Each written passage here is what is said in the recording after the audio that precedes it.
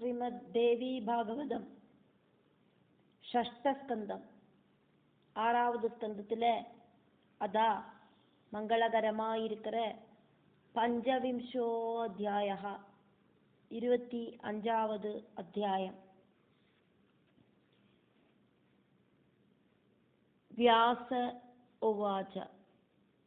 ஜனமேஜய மகர்ஷிக்கு வியாசராக்கும் கதை சொல்லின்னு இருக்கார்.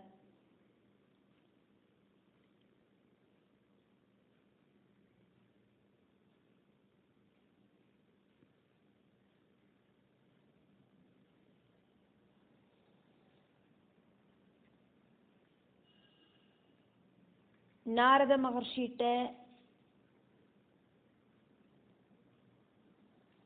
வியாச பகவான் சொல்லற கதைகளைத்தான் இப்போ ஜனமேஜயனுக்கு வியாச பகவான் சொல்லின்னு இருக்கார்.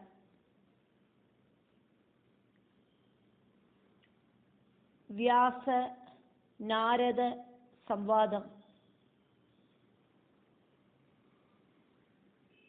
அதை வர்ணிக்க வாக்கும் செய்கிறார். ஜனமேஜயனோட கேள்விகளுக்கு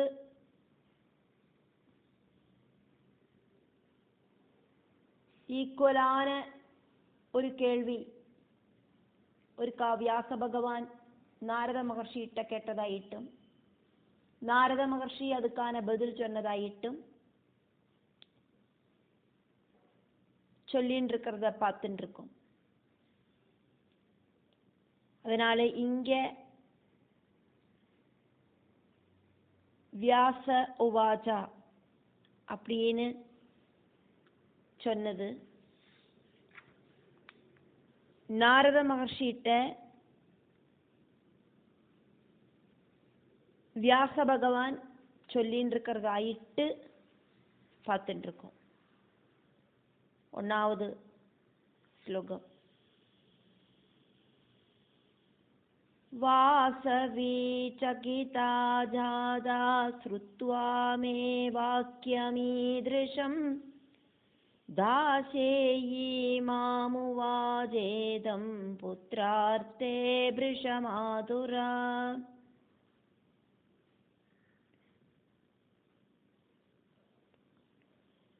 நான் இப்படி சொன்னதை கேட்டுட்டு என்னோட அம்மையான சத்தியவதி ரொம்ப பயந்தா. புத்திரனை நினைச்சு துக்கிக்கிற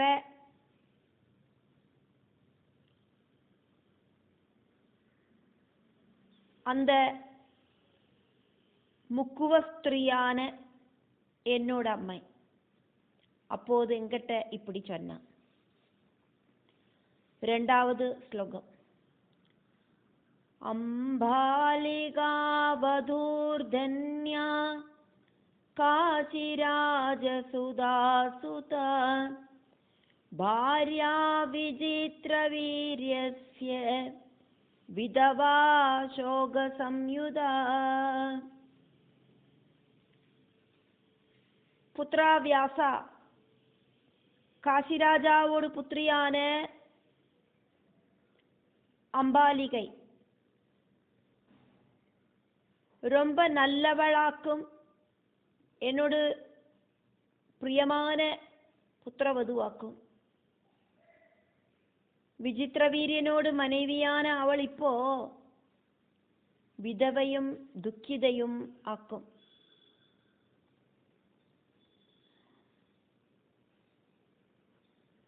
அம்பிகைக்கு புத்திரனை கொடுன்னு நான் உங்ககிட்ட சொன்னேன். நீ அந்த அம்பிகைக்கு கண்ணு காணாத்த ஒரு புத்திரனை ஆக்குமே கொடுத்ததாயிட்டு என்கிட்ட சொன்னேன். எனக்கு அதை கேட்டுட்டு சங்கடம் வருது. அதனால நான் சொல்றேன் கேளு. அம்பாலிகா அப்படின்னு இன்னொரு புத்திரவதுவும் இருக்காளே, விசித்திரவீரியனோடு மனைவிதான் அவளும். அவளும் துக்கிச்சுன்னு இருக்கா கணவர் இல்லாதக்கு. 3வது ஸ்லோகம். സർവലക്ഷണസമ്പന്നാ രൂപയൗവനശാലിനീ തസ്യാം ജനയ സംഗം ത്വം കൃത്വാ പുത്രം സുസമ്മതം. அம்பாலிகை ரொம்ப அழகியாக்கும், சர்வ லட்சணம் இருக்கிறவளும் ஆக்கும். അവളുമായിട്ട് കൂടിച്ചേർന്ന് പ്രിയങ്കരനാன ഒരു പുത്രനെ നീ ജനിപ്പിക്കണം. 4வது ശ്ലോകം. നാന്തോ രാജാധികാരി സ്യാത് തസ്മാത് പുത്രം മനോഹരം ഉത്പാദയ രാജപുത്ര്യാം വചനാത്മമാനത. കണ്ണു കാണാതെ അംബികയോട് പുത്രൻ രാജ്യത്തെ പരിപാലനം പண்றது எப்படி, அதனால நான் உங்ககிட்ட கேட்கிறேன், நீ அம்பாலிகை அப்படிங்கிற என்னோடு പുത്രനാன വിചിത്രവീര്യനോട് മനവിയിലെ യോഗ്യനാന ഒരു പുത്രനെ ജനിപ്പിക്കണം. 5வது ശ്ലോകം. ഇത്യുക്തോഹം തദാ മാത്രാ സ്ഥിതിസ്തത്ര ഗജാഹ്വയേ യാവദൃതുമതി ജാതാ കാശിരാജസുധാമുനേ. യാവത് ഋതുമതി ജാതാ காசிராஜசுதாமுனே. இப்படி சத்தியவதி சொன்னதை கேட்ட நான், என்னோட அம்மையாக்குமே சத்தியவதி, அம்மை சொன்னதை கேட்ட நான் ஹஸ்தினாபுரியில வாழ்ந்தேன். காசிராஜாவோடு அம்பாலிகை அப்படிங்கிற புத்திரி ருதுமதி ஆனோன. 6வது ஸ்லோகம். ஏகாந்தே शयनागारे प्राप्ता सा मम सन्निधौ लज्जमाना सुखे शान्ता स्वश्वश्रुवदनात्तदा.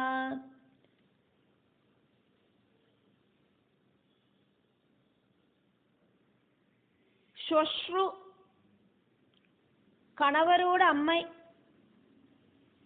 ചൊന്നത് അനുസരിച്ചുണ്ട്, சொன்னதை கேட்டுண்டு. அம்பாலிகை அப்படிங்கிற அந்த அழகி லஜ்ஜையோடு கூடிட்டு படுக்கை இறக்கி என்னோடு பக்கத்தில் வந்து சேர்ந்தா. 7வது ஸ்லோகம். திருஷ்ட்வா மாம் ஜடிலம் தாந்தம் தாபசம் ரசவர்ஜிதம் सा स्वेदवदना जादा പാണ്ഡുരാവിമനാവൃഷം. நான் சன்னியாசி ஆயிட்டாக்குமே வாழ்ந்துருக்கேன். தாபசனான நான், ஜடாதாரியான நான், பார்க்கறதுக்கு அழகில்லாத்த நான், இந்திரிய நிகிரகம் செஞ்சவனாக்கும் நான். அதெல்லாம் தெரிஞ்சுண்டு அவள் என்ன பார்த்து ശരീരമെല്ലാം തളർന്ന് ഒരു അരുവരുപ്പോട് കൂടിയിട്ട് இப்படி நின்னா. அவளோட முகம் ரொம்ப விளறி போச்சு, மனசு தளர்ந்தது. அதெல்லாம் நான் பார்த்துட்டு தான் இருந்தேன். 8வது ஸ்லோகம். குபிதோஹம் ததா திருஷ்ட்வா காமினீம் நிஷி சங்கதாம் வேபமானாம் ஸ்திதாம் பார்ஷ்வே ஹ்யப்ருவம் தாமஹம் ருஷா. ராத்திரியில என்னோட பக்கத்துல வந்து சேர்ந்த அம்பாலிகை, அவளை பார்த்தோன்னே எனக்கு கோபம் வந்துடுத்து. சரீரம் நடுங்கிண்டு என்னோட பக்கத்துல நிக்கிற அவகிட்ட நான் கோவிச்சுண்டு இப்படி சொன்னேன். 9வது ஸ்லோகம். திருஷ்ட்வா மாம் யதி கர்வேண பாண்டுவர்ணா சமாவ்ருதா அதஸ்தே தனய பாண்டோர் பவிஷ்யதி சுமத்யமே. உன்னோட சௌந்தரியத்துல உனக்கு அகங்காரம் இருக்கிறதுனாலேயாக்கும் என்ன பார்த்துட்டு உனக்கு அருவருப்பு உண்டாச்சு. அதனால ஏ அழகி, உனக்கு உண்டாகிற புத்திரன் சரீரமெல்லாம் பாண்டு வந்திருக்கிற பாண்டுவாயிட்டு பவிப்பன் இப்படின்னு நான் சொன்னேன்.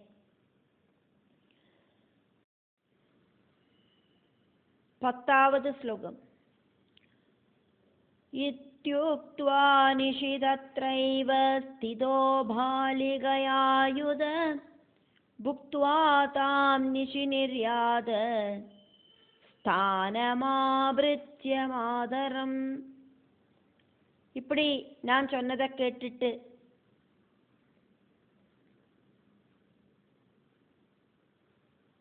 அவளுக்கும் சங்கடம் உண்டாச்சுதான். இருந்தாலும் இப்படி நான் சொல்லிட்டு அந்த பாலிகையோடு கூடிட்டு அந்த ராத்திரி அங்க தாமசிச்சேன்.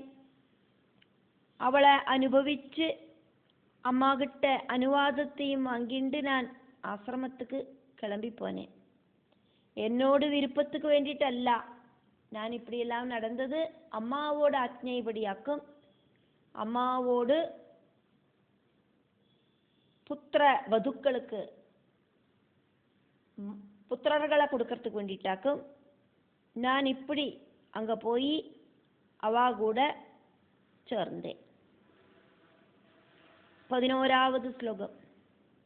ததஸ்தாபியாம் சுதௌ காலே பிரசூதாவந்த பாண்டுரௌ திருதராஷ்டிரஸ்ச பாண்டுஸ்ச பிரதிதௌ சம்பபூவது. കാലക്രമത്തിൽ அந்த 2 വധുക്കളും അംബികയും അംബാലികയും അംബികை കണ്ണു കാണാത്ത പുത്രനുക്കും അംബാലികை ശരീരമെല്ലാം പാണ്ടിருக்கிற புத்திரனுக்கும் ஜென்மம் கொடுத்தா. அப்படி திருதராஷ்டிரரும் பாண்டுவும் ஜெனிச்சா. அவ திருதராஷ்டிரர் அப்படின்னும் பாண்டு அப்படின்னும் ஃபேமஸ் ஆயிட்டு இருந்தா.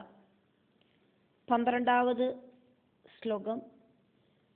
மாதா மே விமனாஜாதா தாத்ருஷௌ வீட்சியதௌ சுதௌ தத சம்வத்சரஸ்யாந்தே மாமாஹூய ததா ப்ரவீத். இந்த மாதிரி 2 புத்திரர்களாக்குமே ஜெனிச்சது.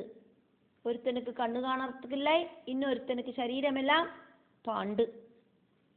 ഇதை பார்த்துட்டு அம்மாவோடு மனசு, சத்தியவதியோடு மனசு சங்கடப்பட்டது. அதுக்கப்புறம் 1 வருஷம் முடியறதுக்குள்ளேயே சத்தியவதி அப்படிங்கிற என்னோட அம்மை என்ன மறுபடியும் கூப்பிட்டு சொன்னா.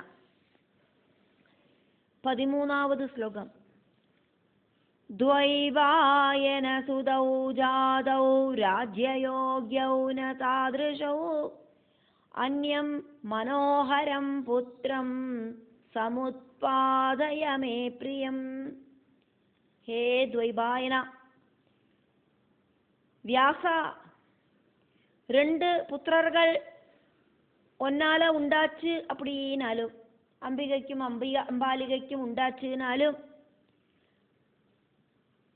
இந்த 2 புத்திரர்களும் ராஜ்யத்தை பரிபாலனம் பண்றதுக்கு யோக்கியர்கள் கிடையாது.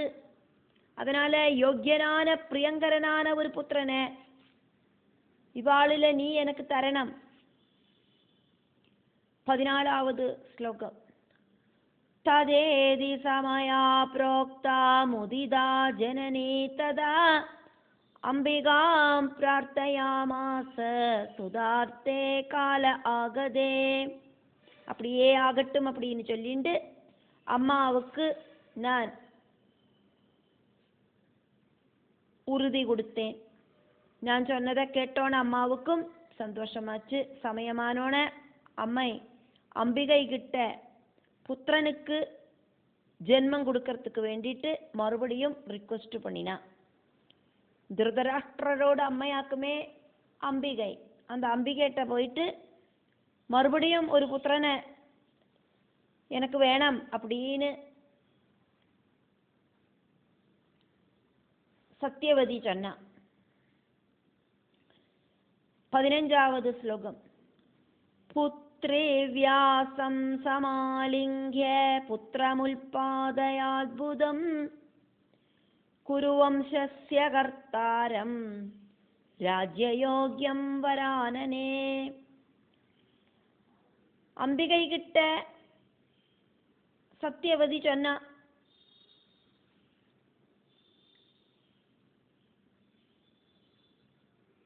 വ്യാസനോടുകൂടി സംഗമിച്ച്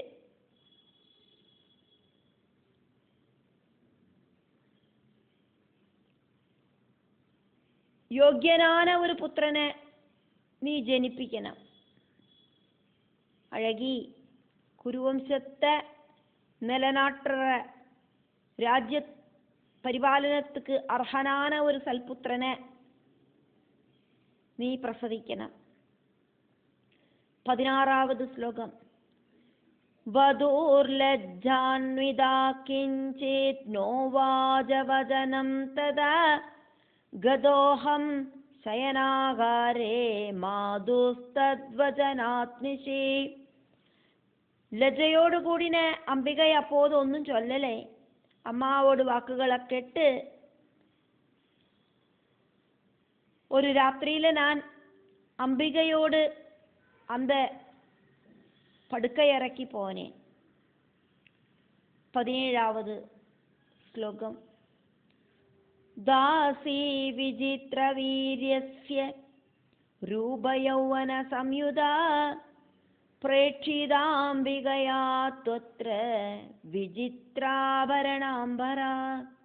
വിചിത്രവീര്യനോട് ரொம்ப அழகியான ஒரு தாசிய அம்பிகை ரொம்ப அலங்காரமெல்லாம் பண்ணி அங்க சொல்லி அனுப்பினா.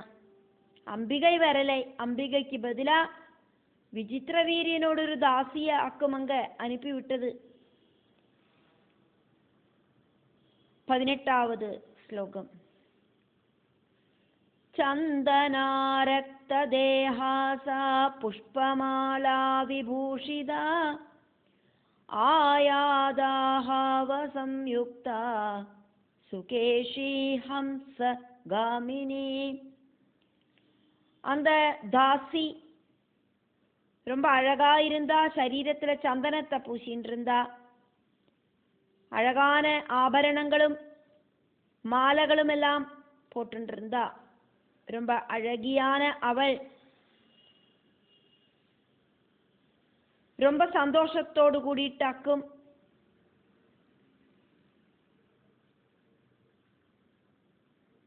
அந்த படுக்கை இறக்கி வந்து சேர்ந்தது.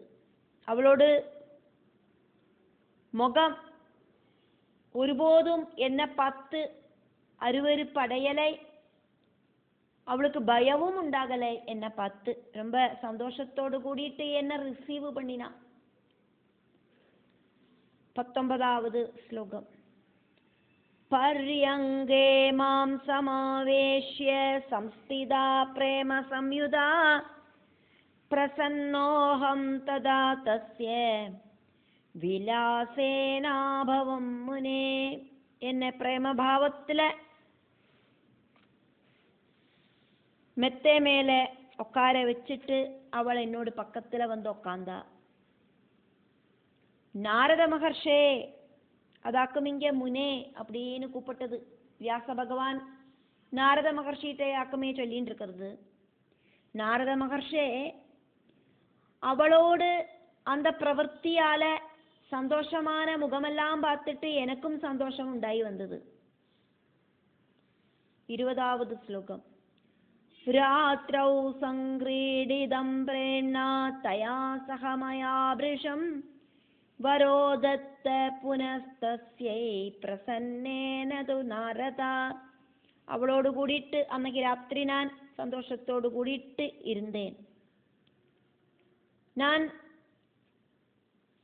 അവളോട് പ്രവൃത്തിയിലെ സാറ്റിസ്ഫാക്ഷൻ ആയിട്ട് ഇരുന്നേൻ.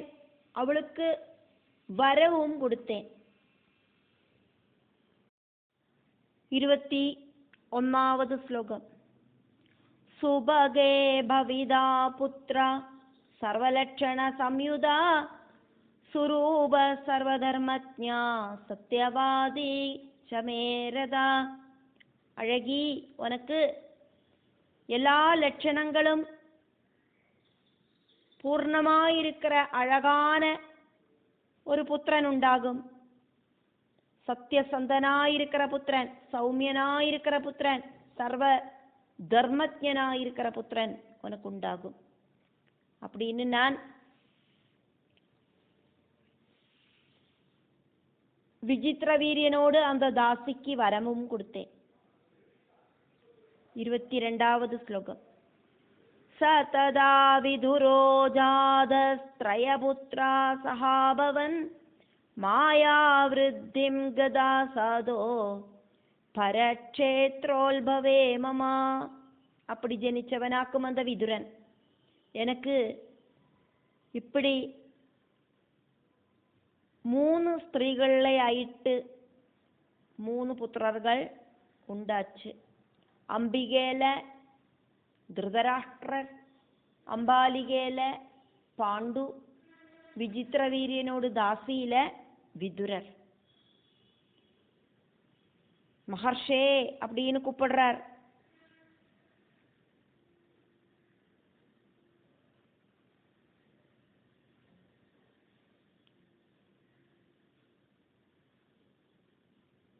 നാരദ മഹർഷിയെ വ്യാസർ. അതോട് കൂടിയിട്ട് എന്നോട് മായാമോഹവും വളർന്നു വന്നത്. 23வது ശ്ലോകം. വിസ്മൃത ശുഗസംബന്ധി വിരഹ ശോകകാരണം ദൃഷ്ട്വാ ത്രീൻ സ്വസുതാൻ കാമം വീരാൻ വൈ വീര്യസമ്മതാൻ. வீரர்களாயிருக்கிற 3 புத்திரர்களை பார்த்தோன்னே ஸ்ரீசுகனை பிரிஞ்ச அந்த சங்கடம் நான் மறந்துட்டேன். என்னோட புத்திரன் என்ன விட்டு போனானே, ஆசிரமத்தை விட்டு போயிட்டானே அப்படிங்கிற சங்கடத்தை நான் மறந்துட்டேன். ஸ்ரீசுகன் ஜென்மனா பகவல் தத்துவத்தை தெரிஞ்சவராக்கும். அதனால இந்த பிரகிருதி வாழ்க்கையில இன்வால்வ் இல்லாம அப்பாவையும் ஆசிரமத்தையும் எல்லாம் விட்டுட்டு போனவராக்கும். அதனால நான் ரொம்ப சங்கடப்பட்டு இருந்தேன். இப்போ 3 புத்திரர்கள் எனக்கு கிடைச்சதுனால ஸ்ரீசுகனை நான் கொஞ்சம் கொஞ்சமா மறக்கவே ஆரம்பிச்சுட்டேன். ஸ்ரீசுகனை மறக்கலை, ஸ்ரீசுகன் என்னை விட்டு பிரிஞ்சு போன அந்த சங்கடத்தை மறத்தேன். 24வது ஸ்லோகம். மாயா பாலவதி பிரம்மன் துஸ்த்யஜா ஹ்யகிருதாத்மனி கிருதாத்மபி துஸ்த்யஜா ஹ்யகிருதாத்மபி அரூபாஜனிராலம்பா ஞானினாமபிமோகினி. பிரம்மஞானியான நாரத மகர்ஷே, இந்த மாயையோடு விளையாட்டம் அப்படிங்கிறது ரொம்ப ரொம்ப கடினம். சாதாரண மனுஷாளுக்கு இந்த மாயையிலேருந்து தப்பிச்சுக்க முடியாது. கண்ணுக்கு காணாத அந்த மாயாசக்தி ஞானிகளை கூடியும் மயக்கக்கூடின சக்தி இருக்கிறதாக்கும் அந்த மாயை. யோகிகளுக்கு கூடியும் யோக பிரஷ்ட சம்பவிக்கும். அந்த அளவுக்கு மாயாதேவிக்கு சக்தி உண்டு. 25வது ஸ்லோகம். மாதரி ஸ்நேஹ சம்பந்தம் ததா புத்ரேஷு சம்ருதம் நமே சித்தம் வனே சாந்திம் மகான் முனிவரோத்தமா. அம்மா கிட்ட இருக்கிற பாசம், புத்திரர்களில் இருக்கிற பாசம், இதனால எல்லாம் என்னோட மனசு இப்போ கட்டி போடப்பட்டிருக்கு. என்னோட அம்மா சத்தியவதி எனக்கு ரொம்ப பிரியமானவளாக்கும். சத்தியவதி சொன்னதினாலேயாக்கும் நான் இப்படி புத்திரர்களை ஜனிப்பிச்சேன். அந்த புத்திரர்கள்கிட்டையும் இப்போ என்னோட மனசு இப்படி பாசத்தில் கட்டி போடப்பட்டிருக்கு. அந்த மனசுக்கு இப்போ நான் வனத்துக்குள்ள போய் உக்காந்துட்டு கூடியும் நிம்மதி அப்படிங்கிறது கிடைக்க மாட்டேங்கிறது. ஆரோரும் இல்லாத கானனத்துல வந்து உட்காந்து தபசு பண்ணாலும் மனசுக்கு திருப்தி அப்படிங்கிறது வரமாட்டேங்கிறது நாரத மகர்ஷே. 26வது ஸ்லோகம். தோளாரூடம் மனோஜாதம் கதாஜித் ஹஸ்தினாபுரே புன சரஸ்வதி தீரே நஜைகத்ர வியவஸ்திதி. என்னோட மனசிப்போ ஊஞ்சால்ல ஏறி உக்காந்து அப்புறக்கும் இப்புறக்கும் ஆடுற மாதிரியாக்கும் இருக்கு. மனசு ரொம்ப சாஞ்சாடுறது, இப்புறக்கே ஓடுறது அப்புறக்கே ஓடுறது. ஊஞ்சல்ல உக்காந்து ஆடுற மாதிரியாக்கும் என்னோட மனசோடு ஸ்திதி. இப்போ சில டைம்ல அது ஹஸ்தினாபுரத்துக்கு போறது, சில டைம்ல சரஸ்வதி தீரத்துக்கு போறது. ஒரிடத்துலயும் இந்த மனசு அப்படிங்கிறது திருடமாயிட்டு நிற்க மாட்டேங்கிறது.